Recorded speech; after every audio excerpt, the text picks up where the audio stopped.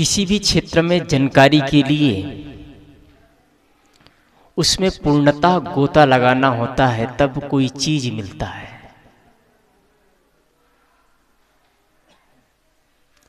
यदि कोई कबीर को समझना चाहते हैं तो कबीर की तरह दृष्टि चाहिए। कबीर को समझना चाहते हैं तो कबीर की तरह दृष्टिकोण चाहिए। सूर्य को देखना है तो सूर्य के प्रकाश में ही सूर्य को देखा जा सकता है। चांद को देखना हो तो चांद के प्रकाश में ही चांद को देखा जा सकता है। चांद के प्रकाश में कोई सूर्य देख सकता है क्या? अपनी आत्मा की ओर लौटना है तो अपने ही विचारों से हम जान सकते हैं। किसी महापुरुष को समझना है तो उसकी जैसे दृष्टिकोण चाहिए। हम अधूरे और छिछली दृष्टिकोण से हम किसी महापुरुष को नहीं जान सकते। पूर्णतः ज्ञान के लिए उनके बारे में पूर्ण जानकारी चाहिए, वैसे सोच चाहिए, वैसे चिंतन चाहिए, वैसे विचारधारा चाहिए, तब हम अपने महापुरुषों को जान सकते हैं। हमको अपने जीवन को आज ये अवसर मिला है तराशने का। मैंने कल भी कहा था, आज हमारे पास में स्वस्थ विचार है, स्वस्थ चिंतन है, स्वस्थ परिवार मिला है, स्वस्थ समाज मिला हुआ है, स्वस्थ शरीर मिला हुआ है। आज यदि अपने जीवन में हम अपने तरंगायित ना हो तो कब होंगे, कब यह अवसर मिलेगा? आज आदमियों को ज्यादा डर है, जितना डर पहले था उससे कहीं ज्यादा आज डर है। आज ज्यादा आदमी भयभीत है, कल उतना भयभीत नहीं था जितना आज भयभीत है। कल उतनी सुविधाएं नहीं थी, आज सुविधाएं बढ़ गया। पहले उतना सुसाइड नहीं होता था, जितना सुसाइड बढ़ता चला गया। क्यों? आदमी डरा हुआ है। सदगुरु कबीर कहते हैं, डड्डा डर उपजे डर होई, डर ही में डर राखु समोई। डर उपजने से डर होता है और डर में ही डर समाता है। निर्भीक होकर के जीना चाहिए, बादशाह होकर के जीना चाहिए, कमजोर नहीं। आज आदमी की पूजा पाठ तो बढ़ता चला गया, लेकिन डर बढ़ता चला गया। सनातन की हल्ला हो बढ़ता चला गया, हम हिंदू हैं, हम सनातनी हैं। और मैं पहले ही दिन कहा था, कबीर जैसे महापुरुष को नास्तिक कहना धिक्कार है ऐसे लोगों को। कबीर साहब ने जितना सनातन धर्म का आह्वान किया है उतना किसी ने नहीं किया है, ये बात याद रखिएगा। सनातन किसे कहते हैं? सनातन का परिभाषा क्या है? आज के सनातन का परिभाषा अलग है। आज के सनातन का परिभाषा क्या है? कोई मूर्ति बना करके पूजा पाठ करे वही सनातनी है। कबीर पंथी को कोई सनातनी नहीं कह सकते, क्योंकि मूर्ति पूजा बहुत कबीर पंथी नहीं करते, वो नास्तिक है, सनातनी नहीं है। सनातन का असली परिभाषा है सनातन, जो शाश्वत रहे, जो निरंतर रहे, जो चिरकाल तक रहे, जो कभी अखंडित ना होने वाले हो, जब खंडित ना होने वाला हो, जो हमेशा बना रहे, वह शाश्वत, वह सनातन है। सनातन की परिभाषा इतना ही है। दया, क्षमा, संतोष, करुणा, प्रेम, ये सनातन है।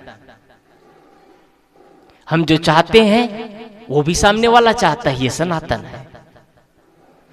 और यही धर्म है। हम जैसा चाहते हैं वैसा दूसरों के साथ करें, वही धर्म है। हिंदू कोई धर्म नहीं है, हिंदू तो संप्रदाय है। मुस्लिम संप्रदाय है, ईसाई संप्रदाय है, सिख संप्रदाय है। धर्म ये नहीं है। धर्म वह है जिसको सबका सब स्वीकार करें। हिंदू सूर्य का नमस्कार करता है, मुसलमान सूर्य की ओर नहीं देखता है, तो किसको आप धर्म कहेंगे? हिंदू देवी देवताओं का प्रणाम करता है, मूर्तियों की पूजा उपासना करता है।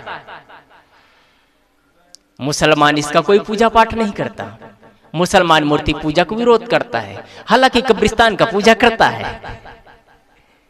कबीर पंथी भी मूर्ति पूजा का विरोध करते हैं। कब करते हैं? जब व्यास गद्दी में बैठते हैं तब कहते हैं, पाहन पूजे हरि मिले तो मैं पूजू पहाड़, ताते तो चक्की बली पीस खाओ संसार। सारे कबीर पंथी एक स्वर से याद है सबको, लेकिन कोई मूर्ति के सामने खड़े हो जाएंगे तो नाक गिड़गिड़ाना नहीं छोड़ेंगे। आपकी श्रद्धा है, आप करिए, मैं इस पर ज्यादा नहीं कहना चाहूंगा, आपकी श्रद्धा है। लेकिन ये आडंबर तब बनता है जब हम पूजा और पाठ करते करते यदि जीवन में बदलाव नहीं आया तो सिर्फ हम कर्म कांडी है। यहाँ जितने लोग विचार सुन रहे हैं, यदि हम विचारों को सुन रहे हैं, अच्छा लग रहा है और जीवन में कोई परिवर्तन नहीं करते हैं, तो हम सब के सब कर्म कांडी है, कर्म कांड है, ये सत्संग नहीं है। कोई आदमी आपस में पति और पत्नी ही है, भाई और भाई है, आपस में घर परिवार के लोग हैं, आपस में चर्चा कर रहे हैं, जीवन उत्थान की चर्चाएं चल रही, वो भी सत्संग है। लेकिन हजारों की भीड़ है जहां विद्रोह की बातें चल रही है, जहां एक दूसरे में मनमुटाव पैदा हो रहा है, तो भी कर्म कांड और द्वेष भरी जिंदगी है। मैंने कहा सनातन का आह्वान सदगुरु कबीर ने किया है। जितनी सनातन धर्म को सदगुरु कबीर ने जिंदा रखा, शायद कोई कोई महापुरुष रख पाए हैं। और उस संदेश को रघुआपट्टी समाज में सदगुरु बुआ साहिब ने फैलाने का प्रयास किया। आज सौभाग्यशाली है, आप लोग गर्व से कहते हैं कि हम रघुआपट्टी समाज के हैं, हम सदगुरु बुआ साहिब के अनुयायी हैं। कितने घर बचे हैं सदगुरु बुआ साहिब के अनुयायी?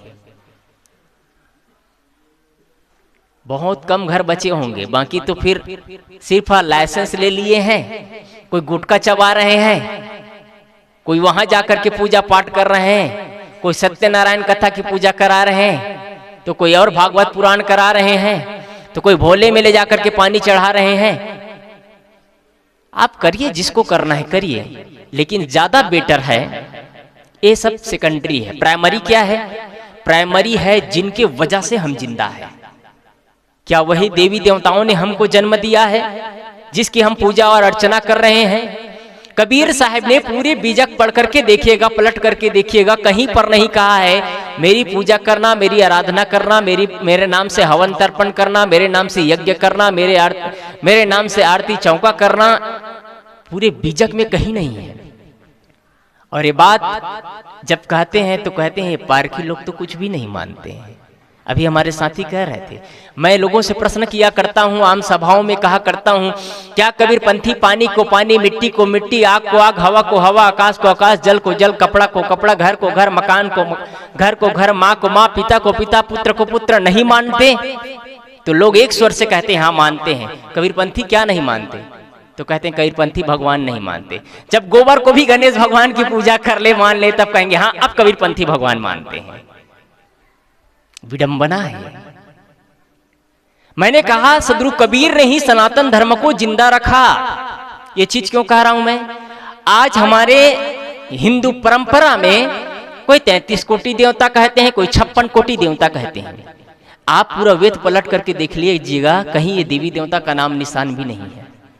उसमें कल भी मैंने कहा था कि उसमें 4 देवता, मातृदेव, पितृदेव, आचार्य देव तथा अतिथि देवो भव। बुआ साहब वालों के लिए कोई दूसरा देवता है क्या? आज घर घर पूजा पाठ बढ़ती चली गई, अच्छी है, कुछ तो कर रहे हैं, लेकिन उतना तक मत रुकिए। आपने किया, शुरुआत की, अच्छी बात है। मैंने फर्स्ट दिन भी उदाहरण दिया था, जब बच्चा फर्स्ट क्लास में होता है, KG1 KG2 में होता है, तो उनको चित्र की जरूरत होती है, लेकिन चित्र से चरित्र तक पहुंचता है, चित्र हटा दिया जाता है। आप भी चित्र हटा दीजिए। मैंने कल उदाहरण दिया था निर्विकल्प की समाधि, कुछ ना करना, ये अंतिम ध्यान है। आप अपने आप का भजन करिए। अपने आप का भजन मतलब अपने विकारों को देखना, बस। सबसे मिलिए जुलिए, माँ है, पिता है, भाई है, पड़ोसी है, गुरु है, संत है, कोई भी कास्ट को हो, उससे कोई वास्ता नहीं है। साधु का कोई कास्ट नहीं देखा जाता। सनातन धर्म में कोई कास्ट नहीं देखा जाता। सनातन धर्म हिंदू नहीं है, सनातन धर्म मुसलमान नहीं है। सनातन धर्म सबके साथ सहिष्णुता का बर्ताव, ये सनातनी है। हाँ, ये बात होती है कि विवाह के लिए कास्ट देखा जाता है। और ये क्यों किया जाता है? ताकि हमारे समाज में विकृतियां ना आए, और ये जरूरी है। संत तो कहते हैं कास्ट की कोई जरूरत नहीं है, लेकिन समाज को चलाने के लिए, समाज को व्यवस्थित रूप देने के लिए एक कास्ट की जरूरत होती है। क्यों कास्ट की जरूरत होती है? अलग अलग कास्ट के लोगों का अलग अलग खान पान होता है। अलग अलग आचार विचार होते हैं, अलग अलग व्यवहार होते हैं, अलग अलग परंपराएं होती है, अलग अलग इष्ट को मानने वाले होते हैं। कोई मूर्ति की उपासना करते हैं, कोई सदगुरु की उपासना करते हुए, कोई जीवित प्राणी को, इंसान को भगवान मानते हैं, कोई तो और कोई कुछ करते हैं। कोई इंसान की, कोई जीव की हत्या करके, बलि चढ़ा करके अपने को सनातनी समझते हैं, को अपने को धार्मिक समझते हैं। कई जाति के लोग इसका विरोध करते हैं। इसलिए मैंने कहा कि अलग अलग जाति की अलग अलग शिक्षा और संस्कृति है। इसलिए किसी भी लड़की और लड़का को किसी अदर कास्ट से शादी नहीं करना चाहिए। अपने ही परिवार को बचा करके रखना चाहिए, अपने ही पूर्वजों को बचा करके रखना चाहिए, अपने जीवन को खराब नहीं करना चाहिए। आज ये चल रहा है, ये प्यार, ये मोहब्बत नहीं है, ये वासना की आग है और कुछ भी नहीं है। आज जिससे प्यार करते हैं, मोहब्बत करते हैं, 1 साल 2 साल ठीक ठाक रहेंगे, 6 महीना ठीक ठाक रहेंगे, पता चलता है 2 साल बाद में तलाक का नंबर आ जाता है।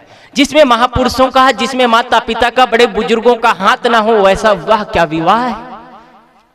जिसमें भग करके शादी करना पड़े, जिसमें छिप करके शादी करना पड़े, जिसमें लुक और छिप करके विवाह करना पड़े, कोर्ट में जाकर के मैरिज करना पड़े, ऐसी शादी क्या विवाह है? जीवन में एक बार करना हो, प्रेम से करो, माता पिता का आशीर्वाद लेकर के करो, बड़े बुजुर्गों का आशीर्वाद लेकर करो, संत गुरुजनों को बुलाओ। कुछ लोगों को संत गुरुजनों से भी तृष्णा होती है, भूख लगना शुरू हो जाता है। टाइम हो गया, 10 मिनट देरी हो गए तो टाइम हो गया। कर्म कांड नौटंकी चलेगा, हीरो हीरोइन आएंगे, हिलेंगे नहीं कोई। ऐसी तमाशा है लोगों की। जब उत्थान की बातें आती है तब 12 बज गया, 12:30 बज गया, 12:35 हो गया, टाइम देख रहे हैं। कोई एक्टर को बुला दे, नौटंकी चले, कोई शराब का बोतल बांटना शुरू कर दे, बिकते हैं सब। वोटर आईडी आता, वोटिंग डालने का समय आता है तो एक बोतल में बिक जाते हैं सब, एक बोतल में बिकते हैं। आत्मीय बंधुओं, बोतल की बात है तो कहा करता हूं मैं, शराब पीने वाले शराब ही नहीं पीते हैं, शराब पीने वाले शराब ही नहीं पीते हैं। आपके रघुवी समाज में भी शराब चालू हो चुका है। बस इतना है कि कोई पब्लिक होकर के नहीं पीते, आम पब्लिक में नहीं पीते, छिप करके पीते हैं। बहुत लोगों का मुख देख करके बता दूंगा कितने लोग गुटखा खाते हैं, यहीं से बता दूंगा मैं।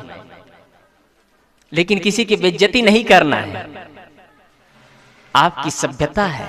आपके बच्चे प्रणाम करते हैं, आप आशीर्वाद देते हैं। कौन सा आशीर्वाद देते हैं?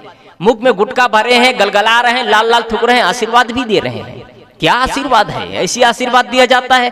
आपके बच्चे प्रणाम करें, आप आशीर्वाद दो तो आपके मुख में एकदम साफ सुथरा हो, आपका तन मन वचन पवित्र हो, आपका तन मन वचन पवित्र हो, तभी अच्छा है, तभी निश्चित है। बताइए बताइए बताइए।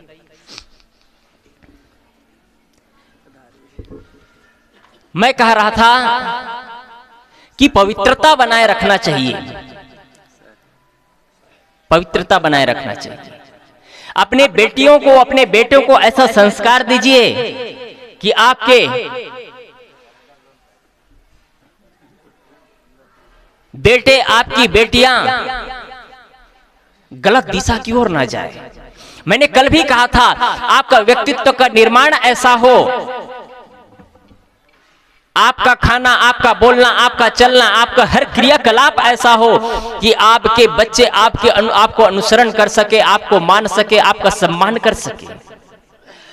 हमारे जीवन में छिछलापन आता जाता है। क्यों छिछलापन आता है? क्योंकि हम अपने जीवन को तराशते नहीं हैं। आज ये अवसर मिला है तराशने का, आज अवसर मिला है। बोलिए सद्गुरुदेव की, आज अवसर मिला है। हम अपने जीवन को जितना ही तराशते हैं उतना ही हमारा जीवन बेशकीमती होता चला जाता है। हम अपने समय और शक्ति को बर्बाद मत करें। मैं एक उदाहरण दूं। एक आदमी सुबह सुबह ब्रह्म मुहूर्त में उठा, उठ करके नदी के किनारे बैठ गया। नदी के किनारे बैठ गया तो जहां पर बैठा था, मेरी बातों को ध्यान देंगे तो जब समझ आएगा। मैंने कहा एक आदमी नदी किनारे बैठा, नदी किनारे बैठ गया, जहां पर बैठा था वहां पर कुछ कंकड़ पड़ा था, कुछ कंकड़ पड़ा था। वो नदी के किनारे बैठा था, सूर्य नहीं उगा हुआ था, अंधेला सा था। नदी के किनारे बैठ करके वो कंकड़ों को उठाता और नदी में फेंकता। नदी में फेंकता तो वो कंकड़ एक बार तरंगायित होता, दूसरा बार तरंगायित होता, तीसरे बार तरंगायित होता, फिर डूब जाता। ऐसे करते करते न जाने कितने कंकड़ को उन्होंने फेंक दिया, कितने कंकड़ को उन्होंने फेंक दिया। जब सूर्य के प्रकाश निकली, आभा मंडल, सूर्य की किरणें जब उस कंकड़ पे टकराया तो कंकड़ चमकता हुआ दिखाई दिया, कंकड़ चमकता हुआ दिखाई दिया। वो आदमी की आंखें चौंधिया गई। मैंने इतना बेशकीमती दिख रहा है ये कंकड़, क्या है आखिर? मैंने न जाने कितने कंकड़ों को फेंक दिया। उनके पास शेष 2 कंकड़ बचा था। उन कंकड़ों को ले जाकर के जौहरी के पास गया। जौहरी ने कहा ये तो बहुत बेशकीमती हीरे है, बेशकीमती हीरे है, तुमने कहां से पाया? वो आदमी सिर धर के बैठ गया वहीं। न जाने मैंने कितने बेशकीमती हीरे को फेंक दिया। मेरे पास 2 शेष बचा है, उसको बदलता है, उसको बदल करके सुंदर मकान का निर्माण करता है, सुंदर व्यवस्था करता है और सुंदर। कोई हीरा बाजार में नहीं पड़ा रहेगा। चाहता हूं, ना जाने हम कीमती समय को बर्बाद कर दिया। कौन सी बेशकीमती समय? हम जवान आप भी रहे हैं, वो जवानी खत्म हो गया, दुनिया की यह पोह में खत्म हो गया। शादी हुए, बच्चे हुए, धन इकट्ठा किए, उसमें समय चला गया। धन इकट्ठा नहीं करना चाहिए, धन इकट्ठा करना चाहिए, लेकिन पूरी शक्ति उसमें नहीं लगाना चाहिए। अपने लिए समय बचाना चाहिए। हमारा जीवन धन कमाने के लिए नहीं है, हमारा जीवन परिवार बढ़ाने के लिए ही नहीं है, हमारा जीवन मकान से 2 मंजिला से 4 मंजिला 6 मंजिला बनाने के लिए नहीं है। ये भी जरूरत है, लेकिन इससे कहीं ज्यादा इंपॉर्टेंट जीवन का हमारा महत्वपूर्ण है हमारा अपना जीवन। क्या हमारे लिए अपने लिए समय बचा है? 24 घंटा में 1 घंटा 2 घंटा समय दे पाते हैं? आज जिस के लिए माँ बाप दौड़ते हैं उस संपत्ति को किसको देते हैं? अपने बच्चे को देते हैं, और अपने बच्चे को देने के बाद वही बच्चों के लिए समय नहीं बचता है। दुर्भाग्य से क्या कहूं मैं, बच्चा किसके साथ जाता है, किसके साथ आता है, क्या खाता है, क्या पीता है, किसके साथ में संगति करता है, इन चीजों को नहीं देखता है। बच्चे बिगड़ जाते हैं, तब कहते हैं हमारे बच्चे बिगड़ गए, हमारे बच्चे हमारा कहा नहीं मानते। मैं लोगों से कहा करता हूं, आप कैसे बातें कहते हैं कि आपके बच्चे आपका कहा नहीं मानते हैं? आपके बच्चे आपका कहा मानते हैं। क्यों कहा मानते हैं? आपने कहा कि बच्चे को कैसे धन कमाना चाहिए। आपकी सैलरी 1 लाख रुपया था, आपके बच्चे 2 लाख रुपया कमाने की ताकत रखते हैं। आपने कहा खेती कैसे करना है, आप 2 बीघा खेती करते थे, 2 एकड़ खेती करते थे, आपके बच्चे 4 एकड़ खेती करते हैं। आपका मकान पहले छप्पर का था, आपके बच्चे ने 2 मंजिला 3 मंजिला मकान बना दिया। आप पहले कीपैड मोबाइल चलाते थे, आपके बच्चे एंड्रॉइड मोबाइल चलाते हैं। आपने तो सिखाया है कैसे धन कमाना है, कैसे इंजीनियरिंग करना है, कैसे नौकरी करना है, कैसे व्यापार करना है, आपने सिखाया है, तब बच्चे सीखे हैं। मैं आपसे प्रश्न करना चाहता हूं, आपने कब सिखाया है बच्चों को जीवन को कैसे जीना चाहिए? क्या आपके घर में कभी चर्चाएं हुई है? कभी बैठ करके एक साथ वार्ताएं किए हैं? जीवन को कैसे जीना चाहिए, जीवन को उत्थान की ओर कैसे ले जाना चाहिए, संत गुरुजनों के प्रति कैसे भक्ति होना चाहिए, माता पिता का कैसे आदर सत्कार करना चाहिए, क्या कभी आपके घर में चर्चा हुई है? घर में आप अन्न रखते हैं तो खराब मत हो, तो उसमें केमिकल डाल करके रखते हैं, खराब मत हो। सब्जियां रखते हैं खराब ना तो फ्रीज रखते हैं, आपके घर के बच्चे खराब ना हो इसके लिए आपके घर में क्या है? कुछ नहीं। अन्न खराब ना हो फ्रिज की व्यवस्था किए, सब्जियां खराब ना हो फ्रिज की व्यवस्था किए, अन्न खराब ना हो कोठरी की व्यवस्था किए। आपके घर के बच्चे खराब नहीं हो इसके लिए क्या व्यवस्था है आपके घर में? कोई व्यवस्था नहीं, तो कैसे बच्चे नहीं बिगड़ेंगे? आपने बच्चे को जितना सिखाया बच्चे उतना ही सीखे हैं। आपने यदि जीवन को कैसे जीना है ये चीज सिखाते तो आपके बच्चे सीख जाते। आपने शायद सिखाया नहीं, आपने शायद वो वात्सल्य नहीं बरता, वात्सल्य का बर्ताव नहीं किया, इसलिए बच्चे नहीं सीख पाए। कुछ माताएं को बोलने की तमीज नहीं आती, कुछ पिताओं को बोलने की तमीज नहीं आती, अपने ही घर के बच्चों को ऐसे गलत शब्दों से प्रयोग करते हैं कि पूछना ही क्या। हम लोग एक जगह रास्ते से जा रहे थे, बच्चे सोया रहा होगा, नहीं उठ रहा होगा, वो जोर से माँ बोलती है, एक कुत्ता अभी तक उठा नहीं है। आप किसको गाली दे रहे हैं? एक कुत्ता अभी तक उठा नहीं है, उसको जन्म देने वाली आप कुतिया हो गई क्या? हम क्या बोलते हैं ये भी तमीज नहीं होता है। आपका जीवन है आत्मीय बंधुओं। मैंने शुरुआत किया कि सनातनी बनिए, पक्का सनातनी। सनातन धर्म वालों ने कहा कि हम सनातनी हैं, हम गाय की रक्षा करते हैं। और अच्छी बात है, सनातन धर्म वालों ने कहा कि गाय मत मारो, गाय की रक्षा करो। बहुत अच्छी बात उन्होंने कहा है, गाय की रक्षा करना चाहिए। क्या गाय ही में प्राणी, गाय में ही प्राण है, दूसरों में प्राण नहीं है? अंडा में, मुर्गी में, मांस में, मछलियों में प्राण नहीं है? बकरे में प्राण नहीं है? सदगुरु कबीर का दृष्टिकोण देखिए, सनातन धर्म जितने हिंदू धर्म वाले ही उसकी दृष्टिकोण एक किनारे रख दीजिए, अकेले एक कबीर का एक दृष्टिकोण एक किनारे रख लीजिए। सदगुरु कबीर ने कहा, जीव मत मारो बापुरा, सबका एक है प्राण, हत्या कभू न छूटी है, कोटिन सुनो पुराण। सनातनियों ने कहा कि गाय मत मारो, सदगुरु कबीर ने कहा जीव मत मारो।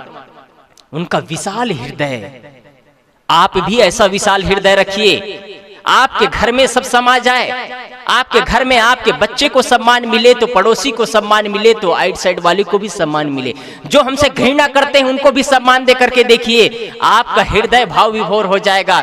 आपको लगेगा कि मुझे जो करना चाहिए कर लिया, सामने वाले क्या करते हैं वो जाने। यदि सामने वाला विरोध करता है तो विरोध करेगा तो खुद विरोधी बनेगा, मैं विरोधी नहीं बनूंगा। मैंने कल उदाहरण भी दिया, यदि माचिस की तिल्ली जलाते हैं तो खुद जलती है तब दूसरों को जलाती है। यदि आपके अंदर शीतलता है, आपके अंदर प्रेम है, आपके अंदर करुणा है, आपके अंदर दया और क्षमा और संतोष का भाव है, तो आप पहले अपलावित होते हैं तब दूसरों को अपलावित करते हैं। मैंने बीच में कहा अपने जीवन को तराशिए, यदि जीवन को आज नहीं तराशे तो कब तराशेंगे? आज अवसर मिला है। मैंने एक उदाहरण दिया, क्या उदाहरण दिया? एक आदमी कंकड़ फेंकता है और वो कंकड़ हीरे समझ में आता है, वो बेशकीमती, उनको इतना लगता है कि मैंने कितने ना जाने बेशकीमती हीरो को फेंक दिया मैंने। वैसे ही हम सब बेशकीमती हीरो को फेंकते चले गए जा रहे हैं। बालापन बीत गया, जवानी बीत गई, अधेड़पन बीतता आ रहा है।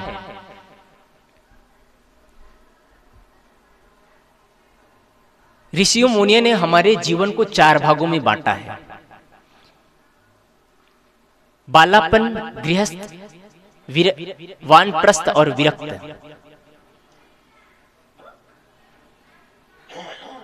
4 भागों में बांटा है। बचपना में हम ज्ञान अर्जन करें, जवानी में हम धन अर्जन करें और वानप्रस्थ के समय उसका हम सुभोग करें। 4 भागों में बांटा, 25-25 साल का। 25 साल का होता है आपका बचपना, ब्रह्मचर्य, गृहस्थ और वानप्रस्थ और सन्यास।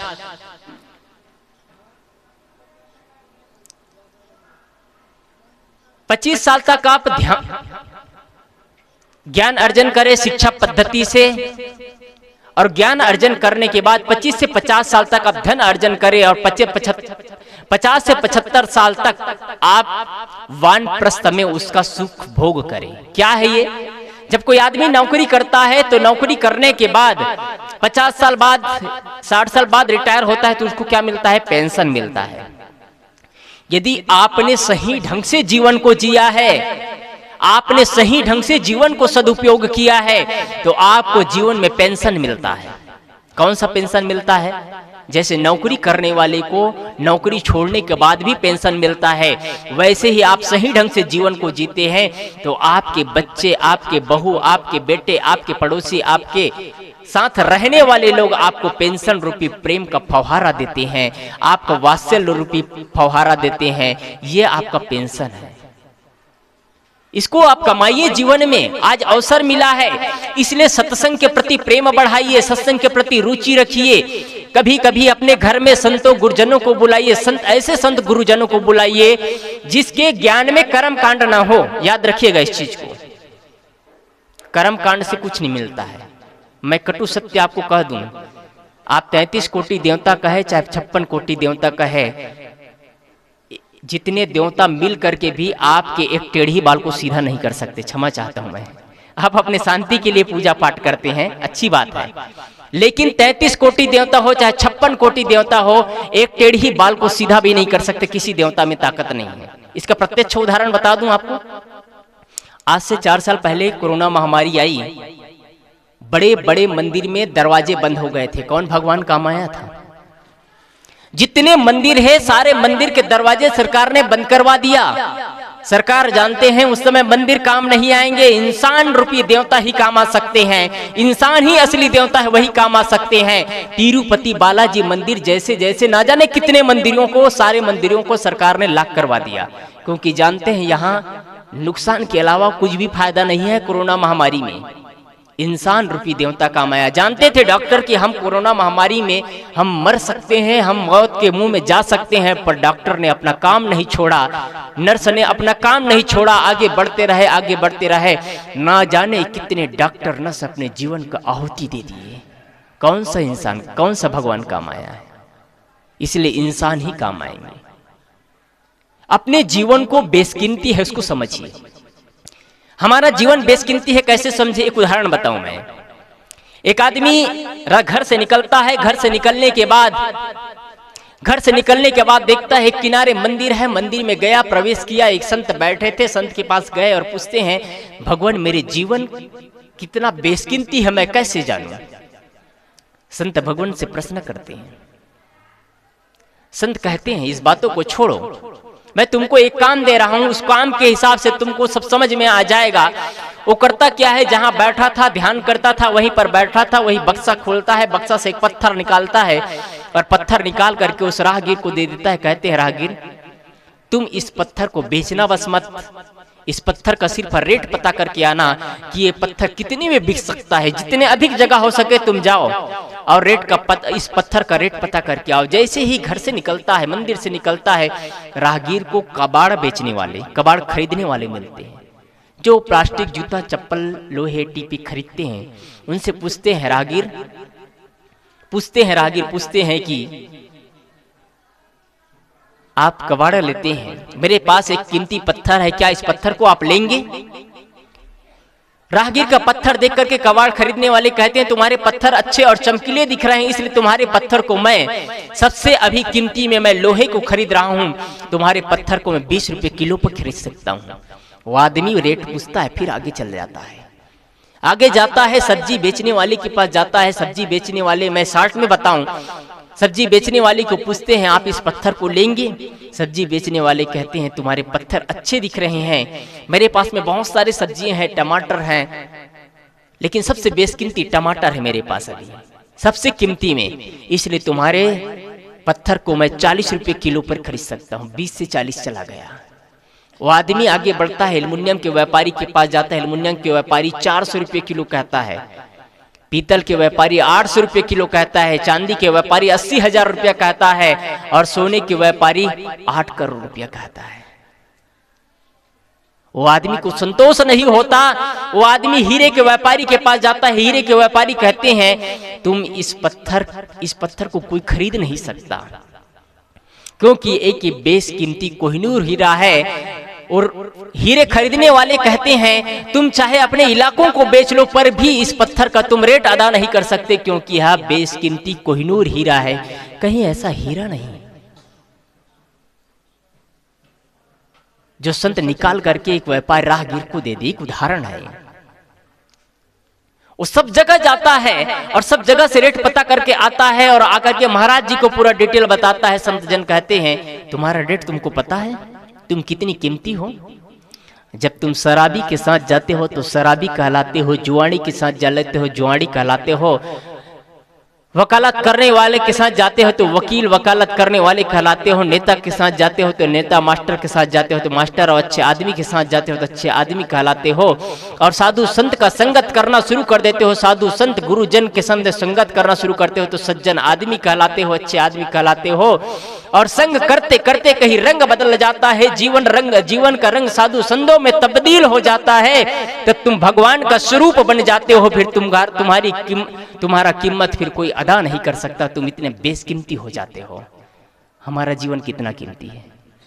किसके साथ हम संगति करते हैं? शराबी के साथ, जुआड़ी के साथ, गंजड़ी के साथ, नेता के साथ, मास्टर के साथ, इंजीनियर के साथ, साधु के साथ, संघ के साथ, किसके साथ हम संगत करते हैं? सबसे बेशकीमती यदि, सबसे महत्वपूर्ण यदि समाज में है तो साधु गुरुजन ही है। यदि संत ना होता तो जल मरता संसार, साधु संत ही है। इसलिए साधु संतों के प्रति श्रद्धा का भाव होना चाहिए। इसलिए साधु संतों को अपने घर में बुलाना चाहिए, अपने घर में बुला करके छोटा मोटा आयोजन करना चाहिए। कोई जरूरी नहीं कि आप इतना बड़ा आयोजन करें, लोगों को बुलाए, कोई जरूरी नहीं। आप 2 ही 4 लोग, घर के लोग, परिवार के लोग बुलाइए। आपके बच्चे जीने के तरीके समझेंगे, आपके बच्चे संत की रहनी देखेंगे, संत का खाना पीना, बोलना चलना, हर क्रियाकलाप देखेंगे। संत का हर चीज पूजनीय होता है। हर चीज मतलब उनका कर्म पूजनीय होता है। उन बोलते हैं तो सोच करके बोलते हैं, खाते हैं तो सही चीज खाते हैं, चलते हैं तो सही ढंग से चलते हैं, वार्ता करते हैं तो सही ढंग से वार्ता करते हैं। उनका जीवन पूजनीय हो जाता है। इसलिए संतों को घर में बुला करके कभी बैठना चाहिए, ज्ञान चर्चा करना चाहिए, सही ज्ञान ही मिलेगा। आप घर में यज्ञ करते हैं, हवन करते हैं, तर्पण करते हैं, आपकी भक्ति, लेकिन उससे कहीं ज्यादा महत्वपूर्ण है संत का आगमन। संत सौभाग्य से मिलते हैं, संत मिलना सौभाग्य की बात है। सदगुरु कहते हैं संत मिलन को जाइए तज माया अभिमान। संतों के पास जाओ तो अभिमान को त्याग दो, अभिमान को त्याग दो। हम अभिमान रख करके संत के पास जाएंगे तो संत नहीं मिल सकते। आत्मीय सज्जनों, मैंने शुरू किया था अपनी बात, सदगुरु कबीर सबसे बड़े सनातनी हैं, जिसको पूरे मानव समाज ने नास्तिक कहा। आज मैं वही सदगुरु कबीर को मैं कहता हूं सबसे बड़ा आस्तिक है सदगुरु कबीर साहब, सबसे बड़े सनातनी है। सनातन धर्म को उन्होंने जिंदा रखा। मैं इतना सरल सा उदाहरण दिया। सनातनियों ने कहा कि गाय मत मारो, लेकिन सदगुरु कबीर ने कहा जीव मत मारो बापुरा, सबका एक प्राण, हत्या कभू न छूटी है, कोटिन सुनो पुराण। आप पुराण सुनो, भागवत सुनो, हत्या करो तो फिर सब बेकार चला गया। आज जगह जगह बलि चढ़ाया जाता है, और ऐसे ऐसे पाखंडी लोग हैं, बैगा ओझा लोग हैं। अभी 3 महीना पहले मैं पत्रिका में पढ़ा था, एक माँ ने अपनी बेटी की बलि चढ़ा दिया। अपने माँ ने अपने ही बेटे की बलि चढ़ा दिया। अभी ये 2 महीना पहले एक मंदिर में एक पंडा ने कहा कि जो भी अपना जीभ कटवाएगा उसको भगवान की दर्शन होगा। 3 लोगों ने जीभ कटवाया, तीनों की मौत हो गई, एक व्यक्ति बचा है। हकीकत घटना है, मैं इसे बनावटी बातें नहीं कहता, मैं ज्यादा हकीकत घटना है।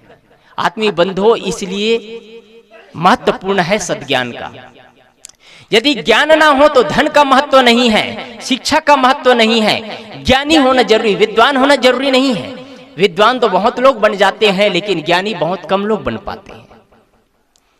आज से 13-14 महीने पहले दिल्ली के एक IPS अफसर ने अपने ही रिवॉल्वर से अपने पर शूट कर लिया। उनके पास क्या कमी था? पद था, ऐश्वर्य था, धन था, संपत्ति था, लाखों की उनकी सैलरी थी, लेकिन उनके पास में क्या नहीं था? बुद्धि सही नहीं था। बुद्धि सही नहीं होने से धन, पद, वैभव सब कुछ भी काम नहीं आएगा, सब चौपट हो जाएगा और पुनः बर्बाद हो जाएगा। इसलिए आपको समझदारी बढ़ाना है, और समझदारी बढ़ाना है। समझदारी कहां से मिलेगी? शांति कहां से मिलेगा? प्रेम कहां से मिलेगा? वात्सल्य कहां से मिलेगा? कोई आदमी के पास में 1 करोड़ रुपया हो, बड़े आदमी, बड़ा पेट का आदमी, बड़े धनी आदमी, अटोने साहब जैसे, और कोई पैसा ले करके चले जाए 1 करोड़ रुपया, और कोई कहे कि मुझे 5 ग्राम शांति दे दो, 5 ग्राम सुख दे दो, कहाँ चले जाए? दिल्ली के शहर में चला जाए और कोई कहे 5 ग्राम मुझे शांति दे दो, प्रत्येक दुकान में जाएंगे, सारे दुकानदार कहेंगे कहीं आदमी पागल तो नहीं हो गया है? पैसा से सुख और शांति खरीदना चाहता है, पैसा से प्रेम खरीदना चाहता है। हम सब भी वही तो कर रहे हैं। हम जिन पैसों को बच्चों को सौंपना चाहते हैं वो पैसा बच्चे उड़ा देंगे। क्या क्यों उड़ाएंगे? क्योंकि बच्चों को हम सही समझ नहीं दे पा रहे हैं, बच्चे को हम समय नहीं दे पा रहे हैं, बच्चे को सद्ज्ञान नहीं दे पा रहे हैं, बच्चे को सही दिशा की ओर नहीं ले जा पा रहे हैं। बच्चों को आश्रमों में, अनाथालय में कभी ले जाना चाहिए, कभी वृद्धा आश्रम में ले जाना चाहिए, वहां दिखाना चाहिए, वृद्धाश्रम में ले जाकर के दिखाना चाहिए माँ बाप कैसे बिन बच्चे की तरसते हैं। अनाथालय में ले जाकर के दिखाना चाहिए कैसे माँ बाप के बिना बच्चे तरसते हैं। और कभी आश्रमों में ले जाना चाहिए जहाँ संत जन खुद सेवा, स्वाध्याय और साधना की त्रिवेणी में डुबकी लगाते हैं, वैराग्य में डुबकी लगा करके जीवन को कैसे परिमार्जित करते हैं। शेष चर्चा कल अपनी वाणी को विराम। बोलिए सद्गुरुदेव की।